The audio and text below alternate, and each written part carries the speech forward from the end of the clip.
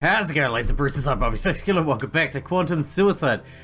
We've got one branch of this timeline left to go on the boys' side, and then we've got a little bits and pieces to clear up here and there. Our own deaths, obviously. But we'll figure those out once we're done with the main stuff, and when I say main stuff, I mean... Wait, why does this one not go through?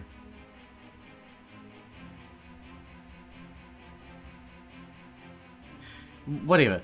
We need to come down this right-hand side here, obviously, and we need to win the bidding wars. Team A needs to win the bidding wars, so I'll bring you back once we're doing that. Okay, so last time we were... How did we get ahead? It was our last pick that made us lose, so this one was good. Is everyone in agreement? Go with that, and then... What do we pick for the next one?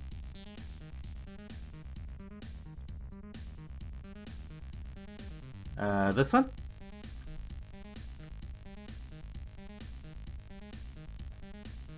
Team A, good. And then I think we picked this one and we lost.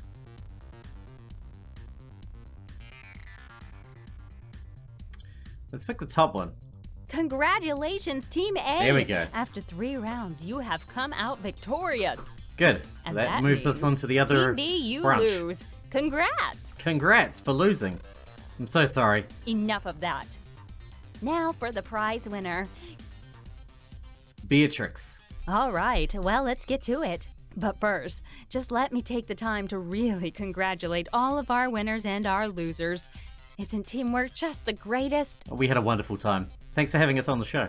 No, I can't have lost. It's either you or Nicholas, apparently. Beatrix leapt from her chair, pointing at her team. You guys screwed me. Now, Trixie. No one likes a sore loser. This isn't fair. Beatrix, I'm sorry. No one wants this. Nicholas became desperate as his sister was now set to be executed. What if we swap places? I'll die. I volunteer. No, you can't. I will. If it'll save you. Nope, not swapsies. Sorries! But I want to. Well, you can't. Rules are rules. And besides, this coupon is good for one Beatrix. No substitutions allowed. Is this going to go the same as last time, where he's going to be suffocated in the med bay while she has to kill herself with poison? This is how that one went. Beatrix was glaring at her whole team, and it turned her anger on the rest of us as well. I'm a medic. What will you do if we're both gone, huh? You can't get by without us. Felt bad for Beatrix, but it wasn't like we'd taken a vote and decided to kill her. She just lost the game. That could have happened to any of us. This isn't fair. Yawn. How many times are you gonna say that? 7. It is fair, sister. So suck it up and spin that wheel. Yes, it is unfortunately quite fair. Di's big wheel of death appeared as she gestured to it. Come on, give it a spin. I can't touch it, you moron. And you never will, with that negative attitude. And if it's going to be poison, then I know it's going to go the same way. Don't worry, Trixie. I'll spin it for you. Di reached up and pretended to grab the wheel and spin it. It flashed and changed colours as it span, blurring, so we couldn't read the options as they passed the indicator. Whoops. Looks like I pushed a little too hard. It may never stop spinning at this rate. How about you tell me when to stop and I grab it? Beatrix is sitting back down, glaring daggers at Di and not saying anything. No? Geez, awkward. Guess we'll just have to wait. We must have spun for 2 minutes before it finally started to slow down. Ooh, here we are. Will you just look at some of these exciting options? Can't wait to see where we end up. It's funny because the last death we had, when we jumped with the life support systems off and everything, that was the same as a previous one as well. The wheel slowed again, and Di pulled more and more ludicrous surprised faces like she wasn't in control of the whole thing. And the winner is... Poison. Poison! It is the same. Alright, we get cut here, and I'll skip ahead to after her death and Nicholas's thing, unless something changes, but I don't see it happening, honestly. Alright, chapter 3, yeah, that death thing was exactly the same, with the double jeopardy and the locking the oxygen off for Nicholas, while Beatrix has to kill herself with poison, etc, etc, etc. We've seen it all before. Moving on, shall we? I woke suddenly in a cold sweat, panting heavily. It took me a minute to firmly establish that I was safe in my bed. Just a nightmare. I can still feel the fluid on my skin. I was drowning, gasping for air, but it wasn't water that filled my lungs, it was blood. My throat was parched. The irony of being thirsty after dreaming of drowning was not lost on me. It should almost be morning. I might get a drink. I dragged myself out of bed and headed towards the kitchen. Is everything going to happen the same as last time? I arrived to see that Katashi was already awake in the kitchen. He stood, staring into the fridge, face stiff and emotionless. Katashi? It took a moment for Katashi to register me, speaking before he spun around. His face quickly contorted into a half smile when he saw me. Good morning, rookie. What are you doing? You okay? Oh, I was just... His smile fell away as quickly as it had appeared. The fridge. It's so full. I was more than a little confused. Isn't that how a fridge should be? Yeah, it should be. But it usually isn't. Katashi trailed off. He was visibly avoiding eye contact. Katashi, what is it? You can tell me. I'm here for you. Katashi raised his head to meet my gaze. He was fighting back tears, eyes glistening in the glow of the kitchen lights. There's still a whole lemon tart. I was trying to be sympathetic, but confusion dominated my response. Oh my, that's horrible. We currently have more rations than I had anticipated. Because everybody's dead. So we're in surplus? Yes. I knew that Katashi was pretty strict with his food rationing. Maybe he was overwhelmed with joy at the prospect of having too much food? It was a little strange, but people express happiness in different ways. Well, how about we have some tart to bring the universe back in balance? I haven't been allocated the extra rations. As you pointed out, we have too much, so we're doing the right thing here. Katashi smiled weakly at me and nodded. Alright, let's cut ourselves a piece each and eat in the eco lounge. Katashi unwillingly cut 2 pieces of the tart, and we wandered over to the eco lounge. This looks good as usual, Katashi. I looked down at the perfectly cut, bright yellow slice of tart. I was practically salivating. Thanks. I make sure to only use the best lemons. Katashi still seemed a bit off. He sat and stared at his plate, tapping it gently with his fork. Katashi? Lemon tarts. They were a favorite. Shizuka, yeah? What? Who's It dawned on me. Shizuka. Shizuka loved lemon tarts. She was also constantly stealing food, which is why there was now a surplus. Katashi must have considered that when rationing, and now she was gone, we had far more than required. This tart has been in the fridge for days. Untouched. Katashi ate. After she died, I made this tart. Katashi continued staring down at his plate. It's stupid, but every morning when I wake up and go to the fridge, I just hope there's a piece missing. Please, let there be a piece missing. Please, I won't be mad anymore, please. He turned to face me, his eyes welling up. But there never is. Katashi's whole body slumped as he continued, words forcing their way through a thick veil of tears. She's never coming back. I could make 1,000,000 tarts, and she will never steal another slice. I gently pulled Katashi in towards me, holding him tight as he cried into my shoulder. I knew Shizuka's death hit him hard, but this was the first time he'd shared his vulnerability with me. I wish it had happened under different circumstances, but I was encouraged that he was comfortable enough to open up with me. Katashi sniffed to make way for words, head still buried in my shoulder. You must think I'm a baby for still being upset over Shizuka. Of course not. She's been with you your entire life, and was torn away from you less than 2 weeks ago. Katashi pulled himself away from my shoulder and gave a very wet smile as he attempted to wipe the tears from his face. Just to break the immersion here, I just mean to mention, Katashi's voice actor is absolutely fantastic as well. Fantastic. Thank you, Rookie. I needed that. I smiled at him reassuringly. You can only hope that you'll miss me half as much as if we ever part ways. Katashi put his hand firmly on my shoulder. I'm done with losing people. You're going nowhere. He is hoping. I raised the piece of tart to my mouth and let out a squeal of delight as it danced on my taste buds. Katashi, you've done it again. Weak old tart or no, will you be my husband? Katashi laughed heartily.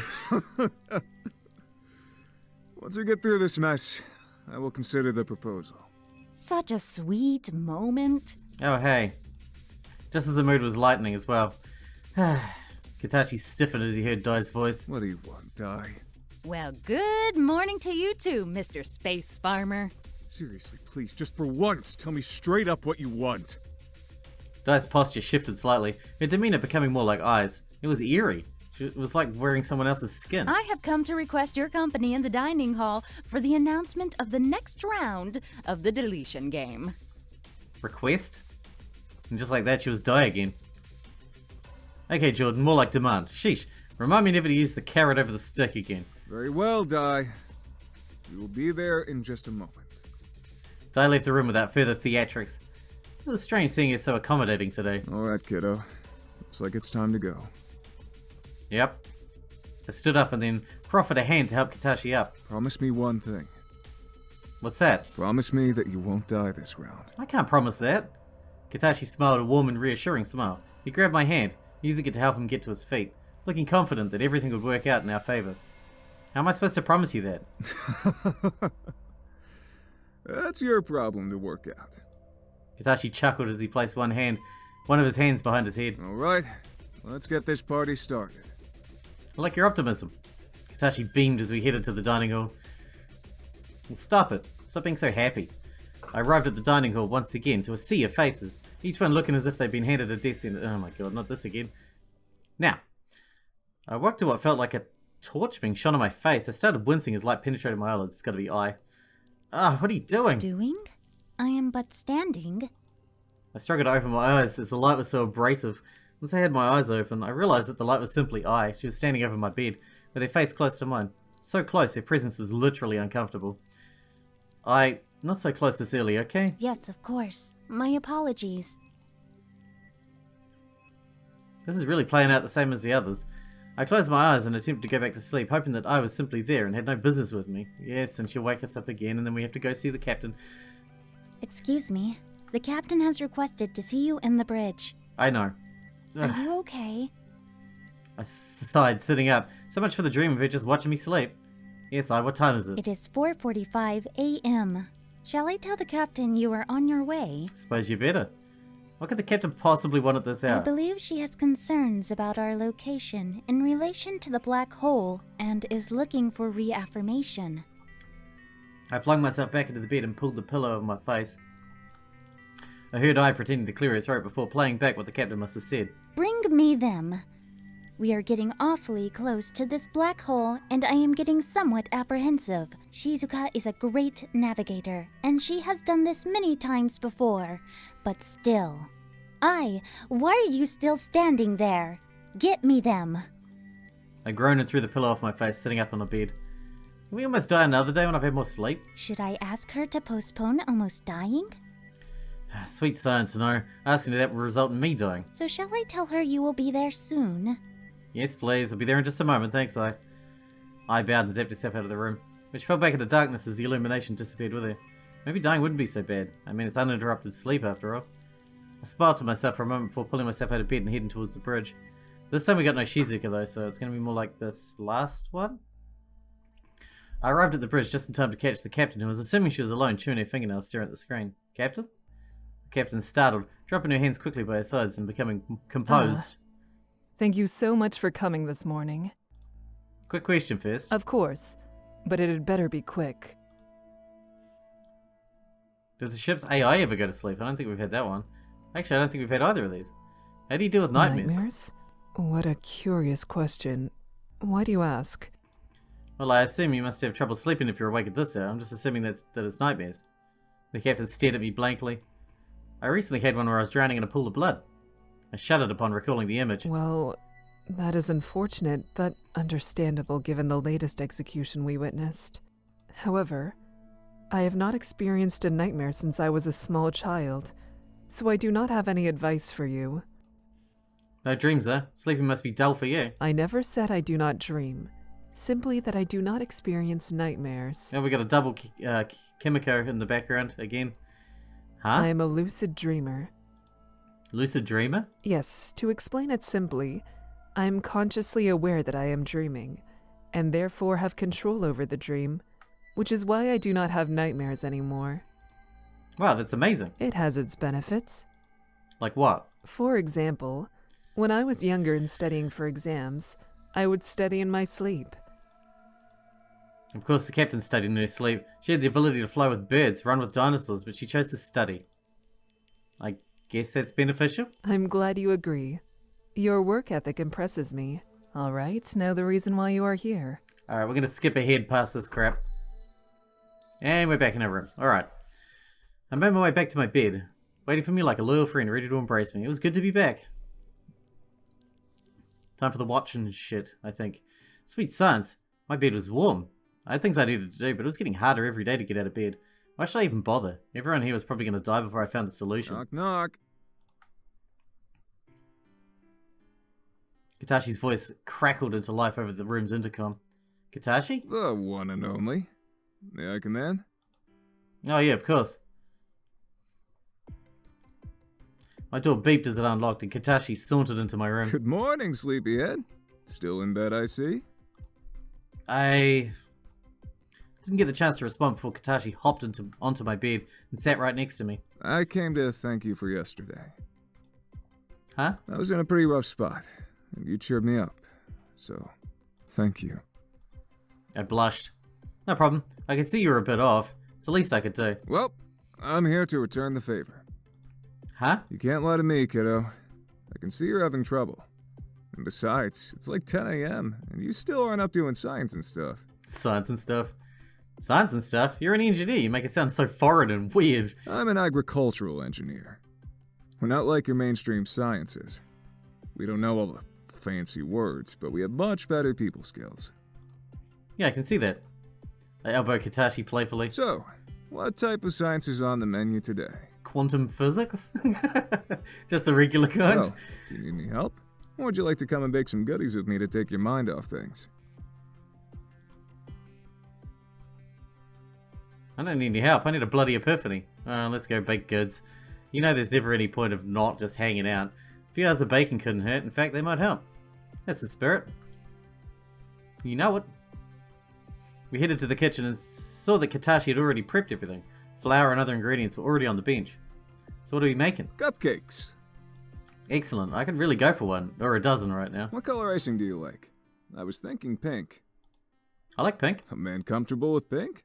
I like it. I smiled as Katashi handed me a bowl, and we began mixing the batter. I had something I wanted to ask. What is it? Tomorrow, if you are the vampire, will you make me your Bonnie?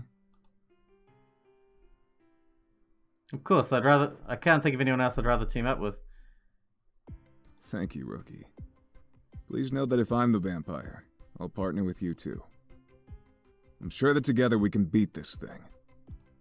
Me too, Katashi. Me too. And if neither of us is the vampire, let's work together to uncover their identity before they kill us. A sound plan, good sir. We smiled at each other as we returned to baking. After an hour, we had finished up the cupcakes, but sadly no epiphany came. I took a tray of cupcakes and headed to the lab, hoping to finally wrestle some answers from my parents' work. I pulled out my parents' research once more and laid all the papers across the table, holding the watch in my hand. How do I connect other dimensions? I pressed the buttons again, hoping for a different result, but once again, the left button made the green lights spin 3 times, and the right just made a loud bzzz noise. Come on, science, give me a sign here. Nothing happened. I continued to butt my head against the wall, as hours melted away like minutes. Huh? I opened my eyes to find my head nestled in a mixture of research papers and icing. Must have fallen asleep while I was working. As I opened my eyes, it became awash in green light. The watch's tiny lights were all lit up. All green. I sprang to my feet and snatched the pocket watch up. The watch, it's all green. Adrenaline coursed through me, a breakthrough. Through my giddiness, I noticed the left button appeared to no longer responsive while the lights stayed on solid green. Now what? Press the button. I waited a long time for a breakthrough, and with the next game mere hours away, there's no time like the present. I pressed the right hand button. This time it made a clear chime. The watch hands spun around faster and faster, one clockwise, the other anti-clockwise. The 2 little panels began spinning through numbers before finally stopping, when both smaller clocks above reached 60. The left panel read 3, and the right read 6. Okay. Suddenly sickness overcame me. I felt like I could throw up.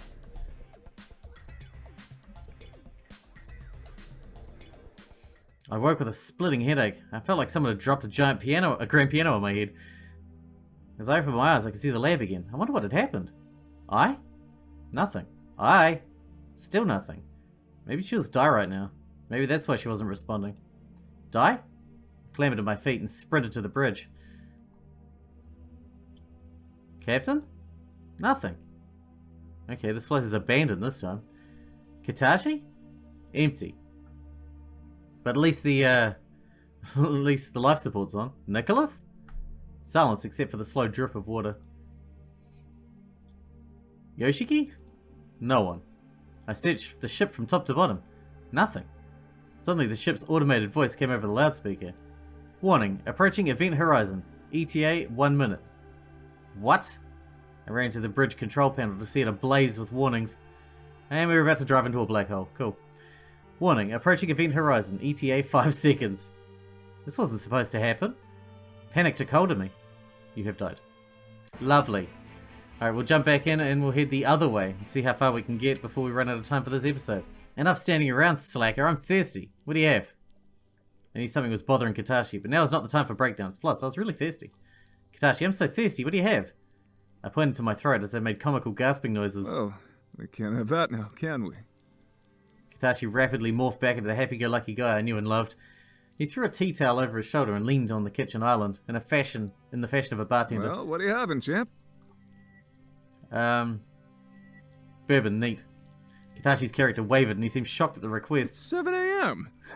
That's the best time. Oh, is that a bad Well, thing? I guess not. Katashi reverted back to his bartender persona. Only bourbon coming up. Thanks, what do I owe you? A sweet thing like you, it's on the house. Katashi winked at me and chuckled as he poured himself a drink. We sat down on the stool next to me. Is it customary for the bartender to drink with the customers? Only when he enjoys their company. Katashi leaned in close and whispered in my ear. There's a blonde who comes in here far too often. Pure drama on legs. I don't drink with her. I giggled as I knew exactly who he was talking about. Well, cheers. We clinked our glasses together, and just as we did... Cheers! Oh, good morning, Di. Di seemed skeptical of my greeting. What do you want? Huh? You're the one who showed up uninvited. He's right. You never appear without a reason. I am a busy woman. I don't have time to relax and enjoy myself like you all do. If that's the case... Yes, of course, I'll explain. It's that time again. Dining room, please, gentlemen. Di bobbed a strange curtsy before zapping herself out of the kitchen. Katashi downed his drink and slammed his glass on the counter. Right. Another game. Let's get through this with both of us alive. Sounds like a plan to me. Katashi and I headed for the dining hall for the explanation of the new game. Skip. Does the ship's AI ever go to sleep? The program that controls and regulates all of the life support on the ship. Does it sleep? I never heard a response from the captain, so obviously dripping in sarcasm. Ah. If it slept, so would we. For eternity. The captain gave a wispy smile, half amused, half somber. However, if your question is, does the AI ever go offline? Yeah. The answer is also no. But... She does go into a standby mode. This is often in the early hours of the morning when everyone is asleep. The act of calling her will remove her from standby mode. Okay, so she isn't 100% functional at a certain time of the day. Not quite. As soon as movement is detected on the ship, she will come out of standby mode. Bloody hell. So there's never a time on the ship that I isn't watching. That is correct. She was designed to be the captain's guardian angel, watching over the ship when the captain could not. Well, she's quite the devil if you ask me. I disagree. I could not do a thing to harm the ship or its crew. Di is another creature altogether. If you say so. All right, know the reason why you are here. Skip. I don't need any help. I need a bloody epiphany. At a wall, eh?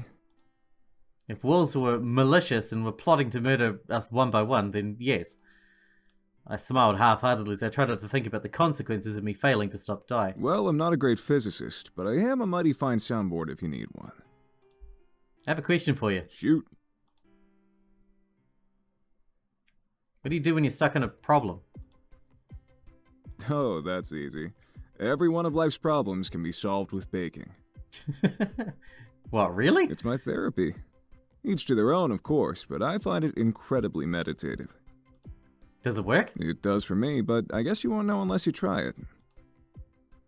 I'd hit a wall squarely and solidly. At this point, I'd try anything. Alright, Katashi, I'll take you up on the offer. Let's get baking. Excellent decision. Let's head to the kitchen, my handsome sous chef. Oh, it's running the same again. Of course, but wouldn't you rather be Clyde? I smiled playfully at Katashi. I'm versatile and could play either role. Katashi smiled back, equally playfully. We're not a team to be messed with. I jousted in the air with my whisk as if it were a sword. Katashi chuckled while he continued to bake. And skip. Don't press the button.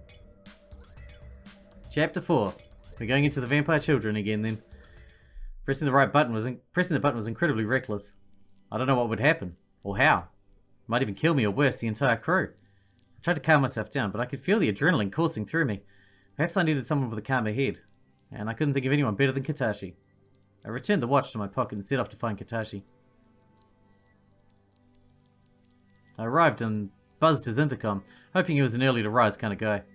After hearing nothing, I assumed he was, in fact, not one of those guys. He must be, he's a farmer. I pressed the intercom button once more for good measure, but to no avail. I turned to leave and I appeared immediately in my path. Good morning. Oh, good morning there, I. Katashi is not in his quarters. In the eco lounge. Oh, isn't he? No, he is at the farm. Oh. I do hate to point out the obvious to you for fear that it might lower your self-esteem, but the crew locations are provided on your personal tablet. Yes, of course they are. I will leave you to it then. I sheepishly scurried to the farm, mentally scolding myself for forgetting even this basic information.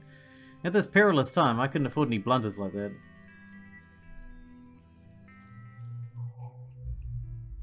When I arrived, I found Katashi hard at work. Guess I was wrong about him not being an early riser. Good morning. Oh, newbie. Funny seeing you here. I wasn't aware you worked this early. Of course I do. Food doesn't just grow on trees, you know. Are you sure about that? Wait, it doesn't?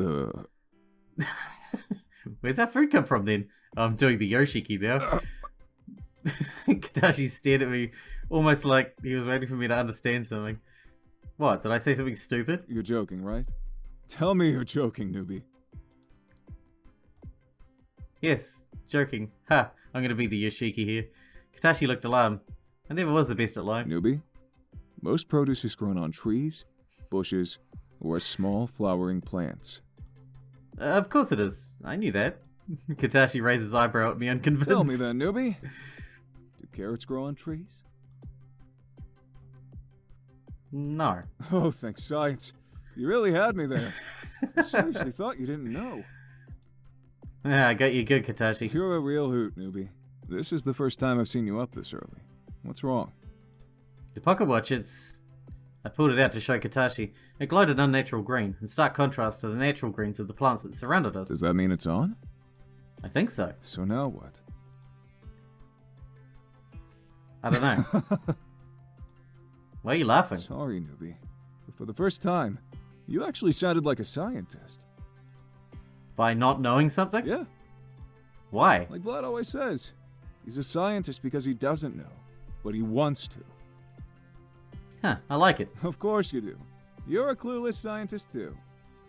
Katashi smiled playfully. Sorry that I can't offer any real advice or support here. I have no idea about all this physics and space stuff.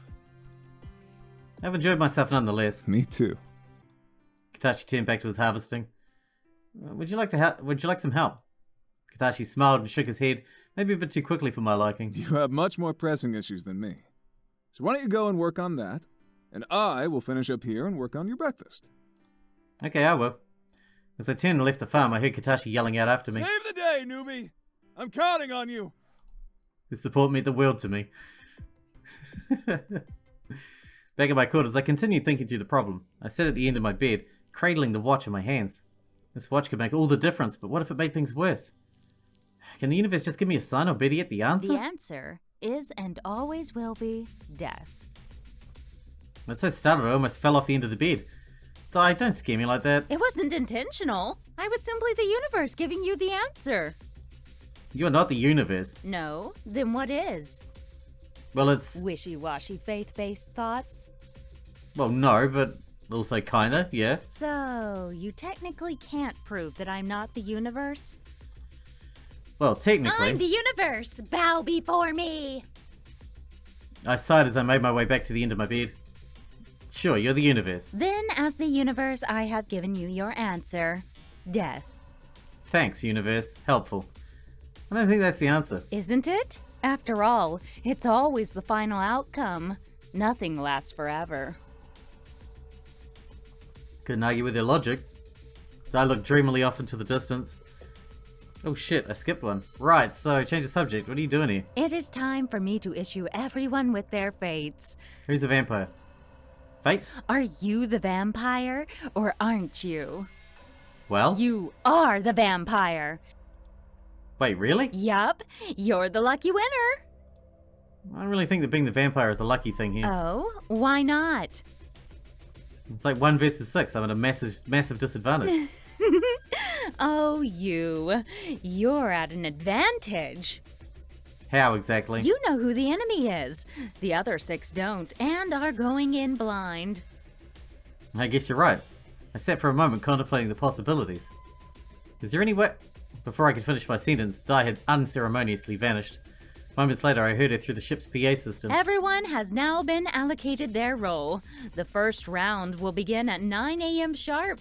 Yes, I've heard it all before. I felt overwhelmed. Where to start? My pocket watch was already a big enough concern, but now a new round of the Deletion Game had begun, and I was still just sitting here dumbfounded. So vampire, eh? Did I want to recruit a Clyde to my team? It was a risk to ask anyone. Was anyone actually worth it? Are you there? Vladimir's voice came in over my room's intercom. Yes, Vladimir, come in. Vladimir stormed into my quarters, looking quite flustered. Are you? The vampire? Yes. Are you the vampire? I wasn't sure how to respond. I didn't expect someone to just straight up ask me. Well, my anonymity has lasted mere minutes. Look, you don't have to tell me. But please, if you are, don't bite Melody. I need her to team with humans to create babies. It's the only way to save her from being executed. I understand. Promise me. Vladimir, if I'm the vampire, I promise that Melody will be the last to be bitten. Vladimir sighed with relief. Thank you. It's okay, Vladimir. And if I do know who the vampire is, I'll ask them to spare Melody. Vladimir launched himself at me, pulling me into a tight hug. Thank you. I knew that I could count on you. He held me for a brief few moments before pulling away. I could see that my words were enough for him. He made his way out of the quarters, much calmer than when he'd arrived. Melody aside, I need to worry about my own game plan.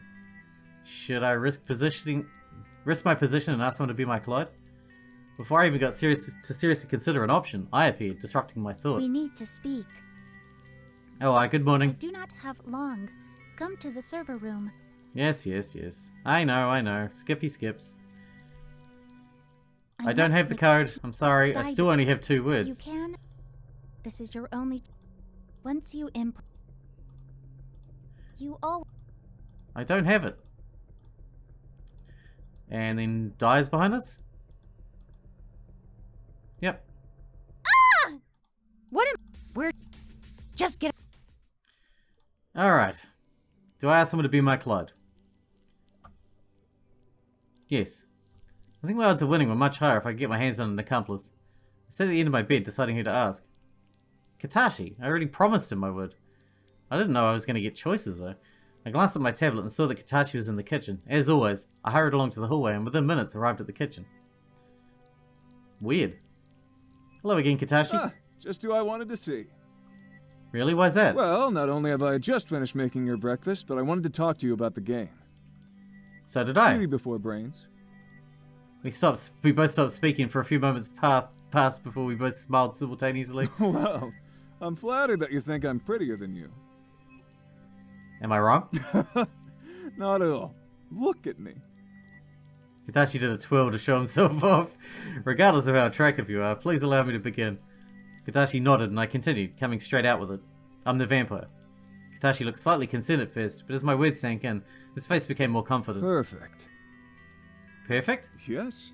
This way we can be on the same team. Wouldn't that mean if we were both humans instead, we'd still be on the same team? Yeah, I guess. The way I look at it, this is a win-win situation for us. I guess so. At least this way, we either both live or both die. That's an outcome I'm happy with. I have one condition for us working together. Hmm? We have to ensure that Melody doesn't lose. Katashi's features softened, revealing a face that could only be described as I adoring. knew you were a good guy. I smiled sheepishly, trying to get us back on track. Okay, so we'll breed in the first round, and from there, we'll breed with as many other crew members as we need to ensure the win. Play our cards right. Should be easy for us to turn the entire crew. I nodded, confidence flooding through me. Testing. Ahem.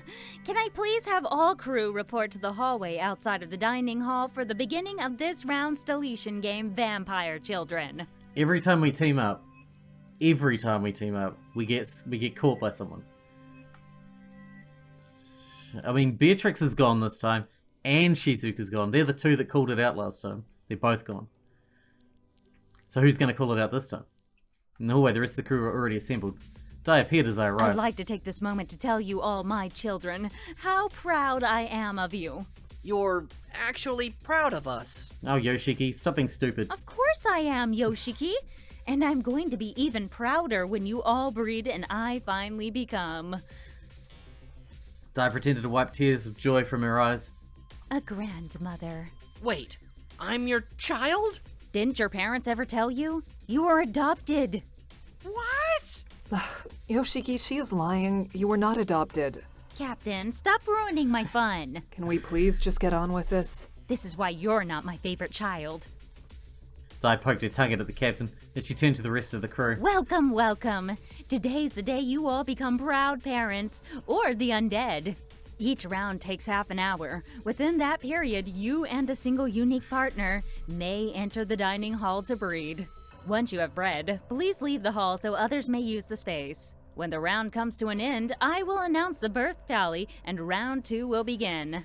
After 3 rounds, the game will come to an end, along with someone's life.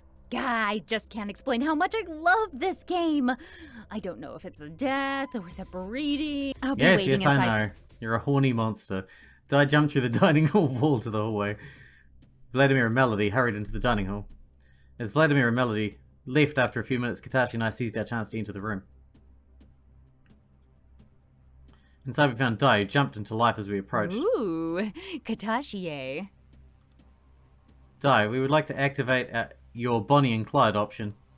Dai pretended to cry for tears of This joy. is just so beautiful. Katashi, are you happy with this proposal? Yes. I will either live or die by his side. Dai began to uncontrollably sob. You're killing me here, you two lovebirds. Dai took a second to collect herself before continuing. Very well. Please place one of your hands on each of these terminals. We did as instructed. Congratulations, you're now both Lord and Lady Undead. Good luck on eradicating the rest of the crew. Thanks, Dai. Katashi and I returned to the hallway, the captain and Yoshiki taking our place. Nicholas stood alone against the wall. He appeared to not have managed to find a partner. You okay? Yes, thank you. You didn't want a partner? It would have been preferential. However, I lucked out with the uneven numbers. Nicholas just shrugged as the captain and Yoshiki returned to the group. Thank you all for participating in Vampire. Here Yeah, are the yeah, results. Ta-da! The results were pretty clear cut, and what I was hoping for is the vampire. 4 human babies, 1 vampire. Round 2 starts now! Dai disappeared as we all stood in the hallway, waiting for those who would make the first move. So, Yes, you didn't breed that round, right? that is correct. Could you please partner with Melody this round? Why? The results of round 1 confirm that you are human. I need Melody to accrue as many points as possible to ensure she is safe. How can I be sure that neither you nor Melody are the vampire? I knew that they weren't the vampire, but even so, his argument was pretty sound. Vladimir leaned into Nicholas, whispering in his ear. Very well. Nicholas put a hand out, and Melody snatched at it. The two of them disappeared into the dining hall, leaving the rest of us to determine how to proceed. Did Vladimir tell him that I was the vampire? Who should I approach? Yoshiki? Yoshiki and the captain were standing with each other side to side. I approached Yoshiki. Would you like to breed with me? Oh, bestie. I've been waiting for you to ask me that ever since I laid eyes on you.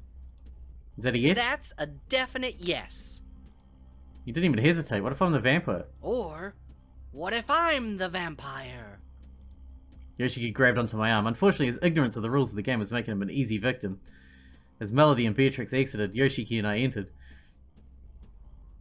Welcome, welcome. please place your hand on each of the terminals and I will confirm your consummation. Yoshiki squealed as he placed his hand on the terminal. I did the same. Thank you so much for playing. Was it as good for you as it was for me? Very good. The best I've ever had. Yoshiki blushed as we left the dining hall, past Katashi and Vladimir on the way out. Minutes later, Katashi and Vladimir rejoined us in the hallway. Thank you again for another thrilling round. Who's going to snap us out right now? I will now display the results after round 2. You know what's going to happen. The results were displayed, and were as expected again. Human babies created 2, vampire children created 2. We had one more round to go, and we needed to get Nicholas, Melody, and the captain to win. This game is starting to heat up. It's gonna be a great final round, which starts now. Everyone stood still, not a person moved. Who should I ask to breed with? Kimiko. I approached the captain. Captain, would you like to breed with me? Vampires took part in round 1, and I played in round 1. What makes you so sure I am not one? I just trust that you aren't. The captain scanned my face before continuing. You are incredibly intelligent. Thank you? For you to trust that I am not a vampire, I believe you would have to base that trust on something with its foundations in reality. Crap. You know who the vampire is, which is why you are sure I am not one. I was unsure how to argue against this. I said the first thing that came to my head. Yeah, well, I'm not as smart as you think I am. Yeah, that'll show you. I would not question your intelligence for even a moment. Because of that, I will not breed with you. I looked over at Katashi, who was just rejected by Vladimir. I could see that he, too, knew we were in deep trouble. Half an hour passed and no one bred I at all. must say, that last round was a snooze fest. Pretty much expected. Not No one called us out, couple though. wanted to do the dirty deed. I'm disappointed in you all. Regardless of that anticlimax, Vampire Children has now come to a close. Now for the final results. I put up the results for us to see. They were the same as round 2. Congratulations, humans! You are the winners. And unfortunately, that means that Bonnie and Clyde have lost. And Katashi. Jordan and Katashi. The crew didn't seem overly surprised, except for Yoshiki. Bestie? Tell me it isn't true. I'm sorry, Yoshiki. I didn't choose to play against you. Well, you kinda did. You chose to partner with Katashi over Yoshiki. Yoshiki was getting incredibly upset at Dai's comments. Yoshiki, please, you want to be on the receiving end? We're just about to be executed. Well, no.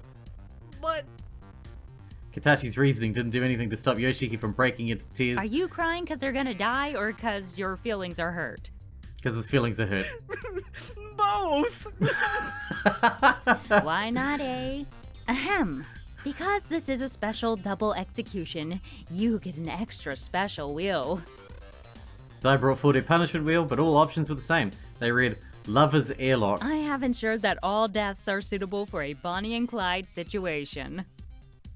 How is the airlock suitable? That's a great question. This way, you can hold hands and float through space forever. I guess that's sort of romantic. In a sick, twisted way. Thank you, Katashi. I'm glad you understand. All right, chop chop. Let's get this over with, gentlemen. In a sick, twisted way. Dai marched us toward the shuttle bay. I was becoming all too familiar with this march. A small part of me was relieved that it would be my last. I'm sorry, newbie. No, I'm sorry. At least we get to die together.